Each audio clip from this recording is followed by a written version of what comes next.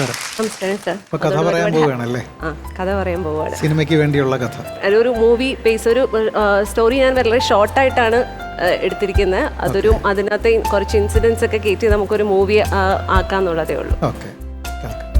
ഈ സ്റ്റോറി ശരിക്കും നടക്കുന്നത് ഓസ്ട്രേലിയയിലെ ഒരു മെൽബൺ സിറ്റിയിൽ വെച്ചിട്ടാണ്. ഫസ്റ്റ് നമ്മൾ ക്യാമറ മെൽബണിലെ ഒരു ഫേമസ് ആയിട്ടുള്ള ഇറ്റാലിയൻ റെസ്റ്റോറൻറ്റിൻ്റെ കിച്ചണിലേക്കാണ്.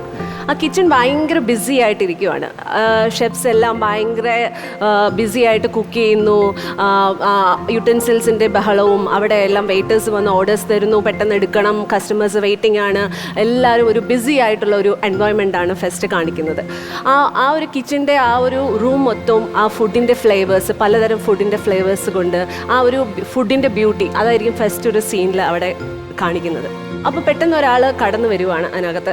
അയാളുടെ പേര് ഫ്രാങ്ക് ആണ്. അയാളൊരു ഇറ്റാലിയൻകാരനാണ്. അയാൾ ആണ് റെസ്റ്റോറൻറ്റിലെ മാനേജർ. അപ്പം ഒത്തിരി ഓർഡേഴ്സ് ഇങ്ങനെ കൊടുക്കുവാണ്. പെട്ടെന്ന് എടുക്കണം, table 5 is order, actually 2 pasta orders എന്നൊക്കെ പറഞ്ഞിട്ട് ഒത്തിരി ഓർഡേഴ്സ് അവർക്ക് കൊടുക്കുവാണ്. എന്നിട്ട് അയാൾ ഒരാളെ തേടുവാണ്. എവിടെയാണ് അവൾ ഇതുവരെ എത്തിയില്ലേ? ഇവളിപ്പം സ്ഥിരമായിട്ട് ഇങ്ങനെയാണല്ലോ, ലേറ്റായിട്ടാണല്ലോ വരുന്നത്. അവൾക്കറിയില്ലേ അവളില്ലെങ്കിൽ നമുക്ക് എന്തുമാത്രം ബുദ്ധിമുട്ടാണെന്ന്. ആരെങ്കിലും അവളെ വിളിച്ചായിരുന്നോ? എന്നാലും അവൾ എവിടെ പോയി എന്ന് പറയുമ്പോഴത്തേക്ക് സീൻ കട്ട് ചെയ്ത് അടുത്ത സീനിലേക്ക് പോവുകയാണ്. അടുത്ത സീൻ എന്ന് പറയുന്നത് ഓസ്ട്രേലിയയിൽ തന്നെ ഒരു പബ്ബാണ് കാണിക്കുന്നത്. പബ്ബിൽ മ്യൂസിക്, ഡാൻസ്, എല്ലാവരും ഭയങ്കര എൻജോയ്മെൻറ്റ്, അങ്ങനത്തെ ഒരു അന്തരീക്ഷമാണ് അവിടെ കാണിക്കുന്നത്. അപ്പം ആ പബ്ബിൻ്റെ ലൈറ്റുകളും അതിൻ്റെ ഇടയിൽ കൂടെ, ആ ഒരു മിന്നൽ വെട്ടത്തിൻ്റെ ഇടയിൽ കൂടെ നമ്മളൊരു പെൺകുട്ടീനെ കാണിക്കുകയാണ്. പെൺകുട്ടി അവിടെ ഇരിക്കുവാണ്. അതിൻ്റെ ബാക്ക് ഷോട്ട് ഇങ്ങനെ ക്യാമറയിൽ കാണിക്കുകയാണ്. അവിടെ ഇരുന്ന് ഓരോ ഷോട്ട്, ഓരോ സിപ്പിൽ ഓരോ ഷോട്ട് അവൾ എൻജോയ് ചെയ്തുകൊണ്ടിരിക്കുന്നതാണ് കാണിക്കുന്നത്. അവൾ ഒരു ഗ്ലാസ്സിൽ കുടിച്ച് സിപ്പ് ചെയ്ത് വെക്കുന്നതും ക്യാമറ അവളെ ഫോക്കസ് ചെയ്ത് അവളുടെ ഫേസ്, ആ ഒരു എക്സൈറ്റ്മെൻറ്റിൽ ആ ഫേസ് കാണിക്കുകയാണ്. ഇതാണ് എൻ്റെ സ്റ്റോറിയിലെ നായിക. ജെനി എന്നാണ് നായികയുടെ പേര്. 20 വയസ്സുകാരിയായ വളരെ ബ്യൂട്ടിഫുൾ ആയിട്ടുള്ള ഒരു കുട്ടിയാണ്. ഇന്ത്യനാണോ? ഓസ്ട്രേലിയയിലാണ് ജനിച്ചു വളർന്നത്. പക്ഷെ ഒരു മലയാളി കുട്ടി തന്നെയാണ്. വളരെ ബോൾഡ് ആയിട്ടുള്ള, വളരെ ബ്യൂട്ടിഫുൾ ആയിട്ടുള്ള, അവളങ്ങനെ എൻജോയ് ചെയ്തിരിക്കുന്ന ഒരു ഇതാണ് കാണിക്കുന്നത്. പെട്ടെന്ന് തന്നെ അവൾ ഫോണിലേക്ക് നോക്കുവാണ്. സമയം 7:30 അവൾ ഫോൺ മാറ്റി വെച്ച് ഗിവ് മീ 2 more ഷോട്ട്സ് എന്ന് പറഞ്ഞിട്ട് അവരോട് വീണ്ടും വാങ്ങി അവൾ കുടിക്കുകയാണ്. അത് കഴിഞ്ഞ് കാണിക്കുന്ന സീൻ എന്ന് പറയുന്നത് വീണ്ടും നമ്മൾ റെസ്റ്റോറൻറ്റിലേക്ക് ബാക്ക് പോവുകയാണ്. റെസ്റ്റോറൻറ്റ് കിച്ചൻ്റെ ഡോർ ഓപ്പൺ ചെയ്ത് ജെനി അതിനകത്തേക്ക് എൻ്റർ ചെയ്യുകയാണ്. അവൾ വളരെ ബോൾഡായിട്ട് പറയുകയാണ്, ബോസ് ഈസ് ഓൾവേസ് ലേറ്റ് എന്ന് പറഞ്ഞ് അവൾ കയറി വരുവാണ്.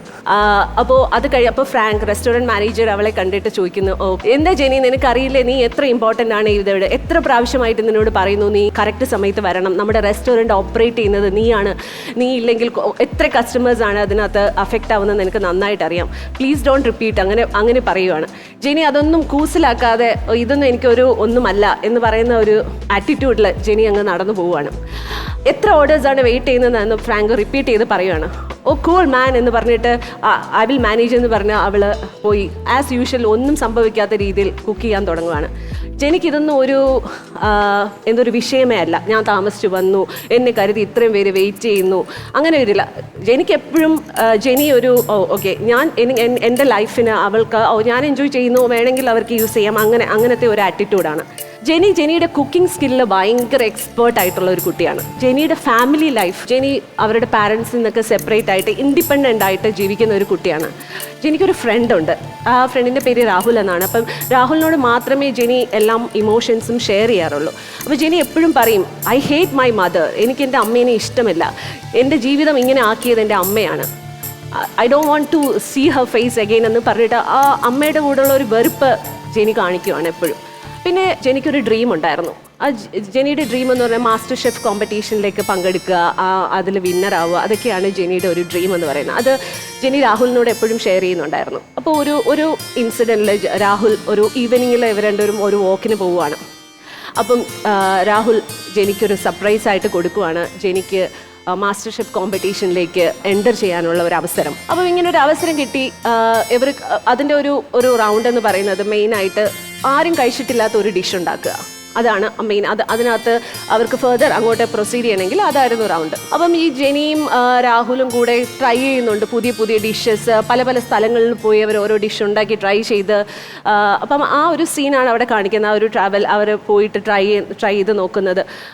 പക്ഷേ ജെനിക്ക് എന്തുകൊണ്ടോ ജെനിയുടെ പഴയ ആ ഒരു എന്താ പറയുന്ന ആ ഒരു കുക്കിംഗ് സ്കില്ല് അത് ജെനി ഉണ്ടാക്കുന്ന ഡിഷസിനൊന്നും ആ ഒരു ഫ്ലേവർ വരുന്നില്ല.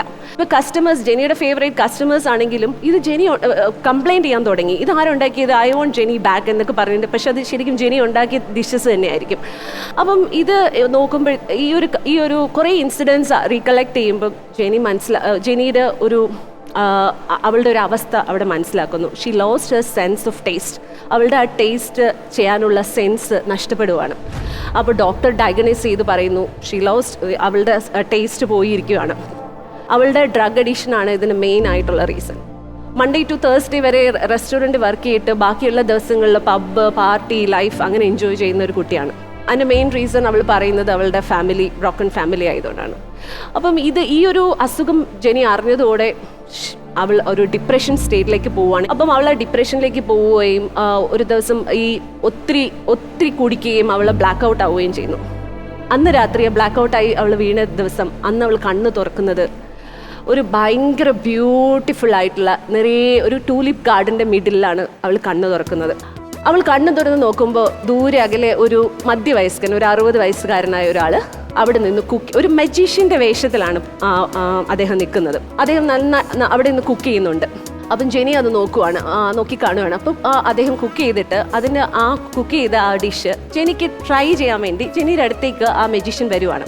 എന്നിട്ട് അത് ജെനി ആ ഡിഷ് ട്രൈ ചെയ്ത് നോക്കിയപ്പോൾ ഇതുവരെയ്ക്കും കഴിച്ചിട്ടില്ലാത്ത ഒരു ഫ്ലേവർ, അതായത് നമ്മുടെ ആ കോമ്പറ്റീഷന് വേണ്ടി അവർ ഒത്തിരി നോക്കിയില്ല ആ ഒരു പ്രത്യേകമായ ഡിഷിന് വേണ്ടി. അപ്പോൾ ഇതുവരെയും കഴിച്ചിട്ടില്ലാത്ത ആ ഒരു ഫുഡിൻ്റെ ഫ്ലേവർ അതിനകത്ത് അവൾക്ക് കിട്ടി. അപ്പോൾ മജീഷ്യനോട് അവൾ ചോദിച്ചു, എനിക്കിത് ഒന്ന് പറഞ്ഞു തരാമോ, ഇതിൻ്റെ ആ ഒരു ഇൻഗ്രീഡിയൻസ് ഇതിൻ്റെ റെസിപ്പി എനിക്ക് ഒന്ന് പറഞ്ഞു തരാമോ. അപ്പോൾ മജീഷ്യൻ പറഞ്ഞു, ഇതൊരു മാജിക് റെസിപ്പിയാണ്, ഇത് സ്പെഷ്യലായിട്ട് 7 സ്പൈസസ് ചേർന്ന് ഉണ്ടാക്കിയ ഒരു റെസിപ്പിയാണ്, അത് നിനക്ക് പറഞ്ഞു തരാമെന്ന് പറഞ്ഞ് ആ ഒരു ഷെഫായിട്ട് നിൽക്കുന്ന മജീഷ്യൻ അത് റെസിപ്പി അവൾക്ക് പറഞ്ഞു കൊടുക്കുകയാണ്. ആ ഒരു പോയിന്റിൽ അവൾ റിയലൈസ് ചെയ്തു, എനിക്ക് ഇങ്ങനെ ഒരു ഡിഷ് ഉണ്ടാക്കണം, ഈ ഒരു എനിക്ക് റെസിപ്പി പറഞ്ഞു തന്നു, എനിക്ക് ഫൈനലി ആ ഡിഷ് ഉണ്ടാക്കണം എന്നുള്ളൊരു ഇൻറ്റൻഷനിലാണ് നിൽക്കുന്നത്. പിന്നെ ജെനി എന്ന് പറയുന്നത് ട്രാവൽ ചെയ്യാൻ ഒരുപാട് ഇഷ്ടമുള്ളവരും. അപ്പോൾ she decided to go for ഒരു സോളോ ട്രിപ്പിലേക്ക് പോകാൻ അവൾ തീരുമാനിച്ചു. അങ്ങനെയുള്ള ആ ഒരു യാത്രയിൽ അവൾ പല സ്ഥലങ്ങളിലേക്കാണ് പോയത്. അവൾ ആ യാത്ര അവസാനിച്ചത് ഏകദേശം 1 വർഷം എടുത്തു. ആ 1 വർഷ സമയം കൊണ്ട് ഷീ ഫൈൻഡ് ആ 7 സ്പൈസസ് അവൾ ഫൈൻഡ് ഔട്ട് ചെയ്തു. അപ്പോൾ ഓരോ സ്ഥലത്ത് നിന്ന് അവൾ ഓരോ സ്പൈസസ് കളക്ട് ചെയ്ത് അവൾ ഫൈനലി ആ ഒരു മിക്സ് ഉണ്ടാക്കുകയും ആ ഒരു ഡിഷ് അവൾ ഉണ്ടാക്കുകയാണ് ചെയ്തത്. ഒരു എക്സാമ്പിൾ, ഒരു ഉദാഹരണത്തിന് ഞാൻ പറയുവാണ്. അവൾ ഒരു സ്ഥലത്തെത്തിയപ്പോൾ ഒരു അമ്മ ഒരു കുഞ്ഞിനെ വളർത്താൻ ഒരുപാട് സ്ട്രഗിൾ ചെയ്യുന്നത് അവൾ കണ്ടു. ഒരു സിംഗിൾ മദറാണത്. അപ്പോൾ രാവിലെ എഴുന്നേറ്റ് കുഞ്ഞിനെ എല്ലാം പോയി സ്കൂളിലാക്കി എന്നിട്ട് ജോലിക്ക് പോകുന്ന ഒരു അമ്മ, ആ അമ്മയുടെ സ്ട്രഗിൾ അവൾ കുറേ ദിവസം, കാരണം ഒരു സ്ഥലത്ത് അവൾ കുറച്ച് ദിവസം താമസിച്ച് അത് നോക്കി കാണുവാണ്. അപ്പോൾ അവളുടെ പോയിന്റിൽ ഈ ഒരു ഫാമിലിയെ ശ്രദ്ധിക്കുകയാണ്. അപ്പം നോട്ടീസ് ചെയ്തപ്പം ആ അമ്മ ഒരു ഫാക്ടറിയിലാണ് അമ്മ വർക്ക് ചെയ്യുന്നത്. ആ ഫാക്ടറി എന്ന് പറയുന്നത് സാഫ്രോൺ ത്രെഡ്സ് ഉണ്ടാക്കുന്ന ഒരു ഫാക്ടറിയാണ്. സാഫ്രോൺ എന്ന് പറയുന്ന സ്പൈസ് അവൾ നോട്ടീസ് ചെയ്തു. ആ സ്പൈസ് അന്ന് ആ മജീഷ്യൻ പറഞ്ഞ അതിനകത്തുണ്ടായിരുന്നു ആ സ്പൈസ്. സോ അവൾ ആ സ്പൈസിനെ ആ ഒരു ഇമോഷനിലേക്ക് റിലേറ്റ് ചെയ്തു. സാഫ്രോണിനെ ഒരു എന്താ പറയുന്ന ആക്ട് ഓഫ് ഒരു ലവിനെ, ആ മദർ ലവിനോട് അവൾ റിലേറ്റ് ചെയ്തു. അതുപോലെ തന്നെ വേറൊരു പ്ലേസിൽ അവൾ പോയപ്പോഴത്തേക്ക് ആ വില്ലേജിലാണെങ്കിൽ വെള്ളമൊന്നുമില്ല. അപ്പം വേറൊരു നാട്ടിലെ ഒരാൾ ഇതിനു വേണ്ടി അവർക്ക് വെള്ളം നൽകാൻ വേണ്ടി ഒരു ട്രക്കിൽ വെള്ളവും കൊണ്ട് അവിടെ കൊടുക്കുന്നതായിട്ട് അവൾ കണ്ടു. അയാളോട് ചോദിച്ചു, എന്താണിത്? അപ്പം ഇവിടെ കുറേ നാൾ കൊണ്ട് വെള്ളം അവർ ബുദ്ധിമുട്ടുന്നത് കണ്ടു, അതുകൊണ്ട് വെള്ളം കൊണ്ട് കൊടുക്കാൻ വേണ്ടി വന്നതാണ്. ആ ട്രക്കിൽ എഴുതിയിരുന്ന ഒരു വേർഡാണ് കൊറിയാണ്ടർ ഫീൽഡ്സ് എന്ന്.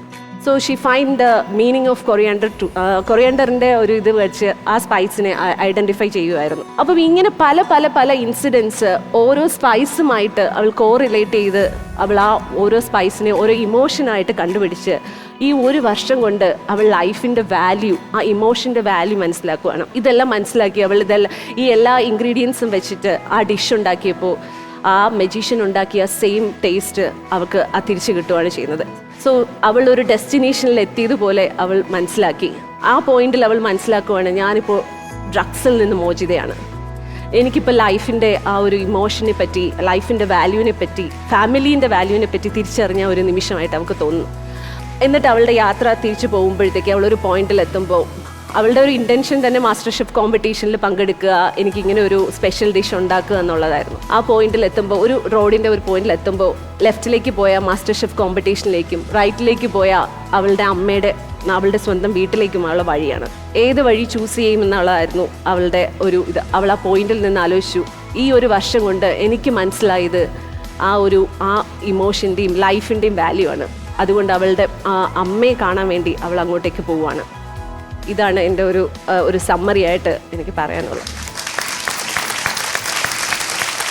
ഇത് തീർച്ചയായിട്ടും ഡിഫറെൻ്റ് ആണ്, ഒരു സംശയമില്ല. ഈ നമ്മുടെ ഇവിടുത്തെ ഫിലിം ഫെസ്റ്റിവലിൽ സാധാരണ വരുന്ന സിനിമകളിൽ ഇന്ത്യൻ ഇംഗ്ലീഷ് മൂവീസ് വരാറുണ്ട്. എന്ന് പറഞ്ഞാൽ ഒരു ഇന്ത്യൻ ഓസ്ട്രേലിയൻ മൂവി ആയിട്ട് ചിന്തിക്കാവുന്ന ഒരു സബ്ജക്റ്റാണ്. ഇതൊരു ഡിഫറെൻ്റ് ആണ്, ഒരു സംശയമില്ല. ഇൻ്റലക്ച്വലാണ്, വെറുതെ ഒരു കഥയല്ല. പക്ഷേ നമുക്ക് ഒരു മലയാള സിനിമയായിട്ടൊക്കെ ചിന്തിക്കാൻ പറ്റുന്ന ഒരു ഇതല്ലത്. പ്രത്യേകിച്ചും ഇയാളുടെ ഈ മുഴുവൻ ശ്രദ്ധയും കിടക്കുന്ന ആ കുട്ടിയിലാണ്. ശരിക്കും പറഞ്ഞാൽ മുന്നിലിരിക്കുന്ന ആ കുട്ടിയാണെന്ന് തോന്നുന്ന രീതിയിലാണ് കഥ പറയുന്നത്. അത്രയ്ക്കും അവളിലേക്ക് നിങ്ങളിലെ കഥാകാരി ഇറങ്ങിച്ചെത്തിട്ടുണ്ട്. നല്ല പ്രസൻറ്റേഷൻ. പക്ഷേ എനിക്ക് പറയാനുള്ളത് ഇതാണ്, എല്ലാം അധികം നമ്മൾ കേൾക്കാത്ത കാര്യങ്ങളാണ് പറഞ്ഞത്. അതിൻ്റെ ഒരു പുതുമ അതിനകത്തുണ്ട്. പക്ഷെ ഒരു മലയാള സിനിമയായിട്ട് ചിന്തിക്കുമ്പോൾ അതെങ്ങനെ ഇരിക്കും എന്നുള്ളത് എനിക്കിപ്പോൾ പറയാൻ പറ്റത്തില്ല. അതാണ് ഞാൻ പറഞ്ഞത്, ഒരു ഇന്ത്യൻ ഓസ്ട്രേലിയൻ സിനിമ എന്നൊക്കെ, ഇന്ത്യൻ ഇംഗ്ലീഷ് സിനിമയില്ലേ, അതുപോലെ അങ്ങനെ ധാരാളം സിനിമകൾ ഫിലിം ഫെസ്റ്റിവലിൽ വരാറുണ്ട്. അങ്ങനെ എടുത്താൽ ഈ സിനിമ ഒരു ഫിലിം ഫെസ്റ്റിവൽ എന്നൊക്കെ പോകാവുന്ന, അതിനെല്ലാം പോകാവുന്ന ഒരു പ്രമേയമാണ്. പ്രത്യേകിച്ച് അതിനകത്ത് ഒരു ഡ്രഗിൻ്റെ ഒരു സംഭവം കൂടെ കയറി വരുന്നുണ്ട്. അതുകൊണ്ട് അതും കൂടെ ഒന്ന് ഹൈലൈറ്റ് ചെയ്താൽ, ആ കഥയ്ക്കകത്ത് ഹൈലൈറ്റ് ചെയ്താൽ അത് ഒരു പക്ഷേ ആ ഒരു അക്കാഡമിക്കൽ ലെവലിൽ ശ്രദ്ധിക്കപ്പെടാവുന്ന ഒരു സബ്ജക്റ്റ്. ഇതിന്റെ മൂവിയിൽ ഞാൻ പേര് പറഞ്ഞില്ല, സോൾ ഓഫ് സ്പൈസസ് എന്നാണ് പേരിട്ടിരിക്കുന്നത്. അപ്പോൾ എന്തായാലും നമുക്ക് നോക്കാം സാറിന്റെ മാർക്സ് എങ്ങനെയാണെന്ന്. Okay sir, thank you. എല്ലാവരും പറഞ്ഞ പോലെ ഒരുപാട് ഫെസ്റ്റിവൽസിനൊക്കെ പോയി അവാർഡ്സ് ഒക്കെ കിട്ടട്ടെ ഈ ഒരു സിനിമയ്ക്ക്, ഈ ഒരു കഥയ്ക്ക്. നിങ്ങളത് സിനിമയാക്കുന്നു അല്ലെങ്കിൽ ഷോർട്ട് ഫിലിം ആക്കുമ്പോഴൊക്കെ ഫെസ്റ്റിവൽസിനൊക്കെ പോകും. പക്ഷേ രസകരമായിട്ടുള്ള ഒരു തോട്ട്, എല്ലാവരും പറഞ്ഞ പോലെ തന്നെ ഡിഫറെൻ്റ് ആയിട്ടുള്ള ഒരു രീതിയാണെന്ന് പറഞ്ഞു.